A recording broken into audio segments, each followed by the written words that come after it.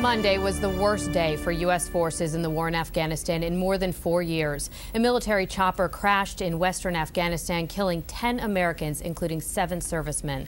4 more soldiers were killed when 2 Marine helicopters collided in the southern province of Helmand. This comes as President Obama weighs whether to send tens of thousands of additional troops to Afghanistan. With us now to discuss the latest developments in Afghanistan is retired Army Colonel and up-to-the-minute military analyst Mitch Mitchell. Good morning. Morning, Michelle. Glad you're here. President Obama keeps saying that he doesn't want to rush the decision on how many troops to send to Afghanistan, if he sends any at all. But how much longer can he realistically wait before deciding on the future in Afghanistan? Well, after waiting 10 months to decide on what to do over there, I think it's time for him to make a decision. Another 2 or 3 weeks isn't going to matter, but we certainly can't let it go for many more months because there's an Army commander over there who says the situation is deteriorating. So you can't leave it like that. Somebody has to make a decision to get more people in there or to get out. The Washington Post has reported that a top Pentagon military officer has conducted secret war games to decide on possibilities for the region. Tell us what kind of information an exercise like that can garner. Well, a war game is a cheap way of making decisions without having to go through a trial and error process. So it's a wonderful tool for decision makers to use.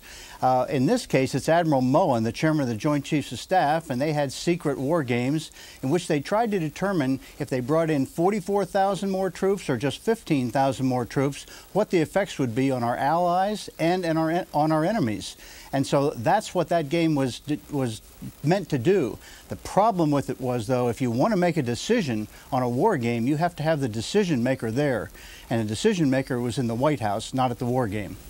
There was such a deadly day today with 2 major crashes, so many Americans losing their lives. As we look forward, is this something that we're going to have to expect for this region, or was this an anomaly just for today? Well, I like to think that this is an accident, that happens sometimes in war. There's nothing much you can do about it. It's a dangerous environment to operate in, and we do have accidents. But I think if we send a lot more troops over there, we're going to see the frequency of these accidents increase because more troops will be engaged with the enemy. We think it was an accident. We're not totally sure. There's a whole lot of people out there with surface-to-air missiles that could do damage to our aircraft, but right now we think it was an accident in both cases.